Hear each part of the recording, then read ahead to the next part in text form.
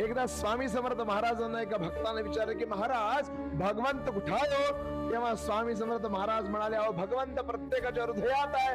प्रत्येकाच्या हृदयात असलेला भगवंत दिसेल कधी? महाराज म्हणाले, अहो लक्षात घ्या, प्रत्येक माणसाच्या हृदयामध्ये भगवंत आहे. फक्त प्रॉब्लेम एवढाच आहे की त्या भगवंताला मोठं बंद दार आहे आणि त्या दारावर एक भलं मोठं कुलूप आहे आणि त्या कुलपाचं नाव म्हणजे षड्रिपू आहे. मद मत्सर माया लोभ यामध्ये अडकल्यामुळे त्या कुलपाची किल्ली आपल्या हाती गवसत नाही. लक्षात घ्या. स्वामी समर्थ महाराजांना विचारलं, महाराज मग याची किल्ली कधी मिळेल?